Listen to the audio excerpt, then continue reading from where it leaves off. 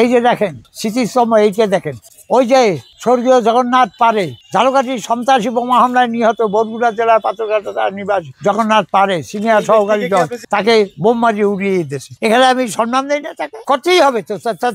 কি আপনি আমাকে একটা খেলোয়াড় ভাবলেন নাকি? একটা যা সিনিয়র জজকে ওইভাবে ব্রুটালি হত্যা করা হয়েছে, একটা নৃশংস নির্মম ভাবে হত্যা করেছে ব্রুটালি। ঠাকুর দেবতার সাথে তাদের পাওয়ার অনেক বেশি একজন জাজের। I respect themself. এই যে আরেকজনকে আমি সম্মান করি, আমার দেবতাই রামকৃষ্ণ পরমহংস, মা শারদা, আর এই দক্ষিণেশ্বরের মা কালী। এ জায়গায় অপরিচ্ছন্ন ছিল গাছ। আমি এই কাপড়টা দিয়ে প্রতিদিন তার এই সমাধি ক্ষেত্র আমি মুছি এবং আগরবাতি জ্বালাই যাই, এই ফুলও আমি দিই। আমার তো কেউ না, কিন্তু এরা অত্যন্ত পায়াস, অত্যন্ত রেসপেক্টেবল পারসন। সে আমার কাছে স্পেশাল, সে বিভাগীয় প্রধান এবং আমি স্পেশাল এই কারণে সকালে যখন পূব দিকে সূর্য উদয় হয় তখন তার রেটা আসিয়া এই রেটা এই দিগন্তে এই দেবী সরস্বতীর উপরে পড়ে, তাকে আমি সরস্বতী হিসাবে জানি। সহযোগী অধ্যাপক, বিভাগীয় প্রধান, উদ্ভিদ বিদ্যা বিভাগ, সরকারি ফজলুল্লাহ কলেজ চাকার বরিশাল, সহযোগী অধ্যাপক, বিভাগীয় প্রধান, সরকারি শহীদ সোহরাওয়ার্দী কলেজ পিরোজপুর,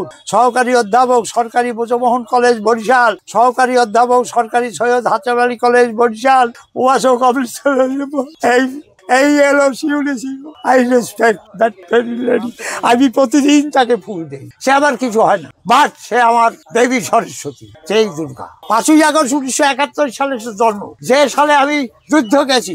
আর তার 2020 সালে সে 16 সালে তার মৃত্যু। সে পৃথিবী চলে, তার হাতে কত অমানুষ মানুষ হয়ে গেছে, কত মানুষকে সে মানে এই তার ডিগ্রিগুলো দেখবেন না আপনি, তার জায়গাটা কি এই অবস্থায় থাকা উচিত বলুন?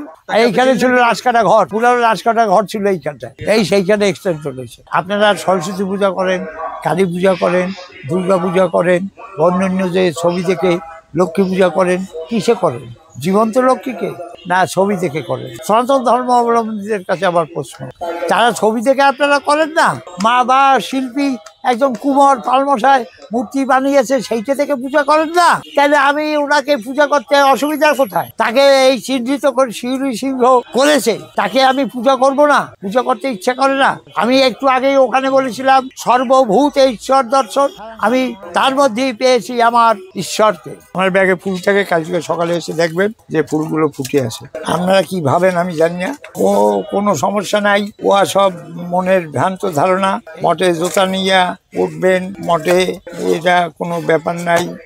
আর ধূপকাঠিতে যেতে আসি খারাপ, একবারে সব তো করা যাবে না, একটু সময় আমাকে দিতে হবে, বয়স হয়েছে না, আপনাদের মতো তো আর তরুণ না আমি। মহাশ্মশানে এই জায়গাটা হলো শিশুদের, প্রিমেচিওর বাচ্চা হলে এখানে তাদেরকে দাফন করা হয়। এরা খুব নেগলেক্টেড, অবহেলিত। একজন টিচার যাকে আমি খুব সম্মান করি, এই প্রতিদিন আমি তাকে আগরবাতি এবং ফুল দেই। স্বর্গীয় শিবানী চৌধুরী, জন্ম 1963-তে, মৃত্যু 2023-এ।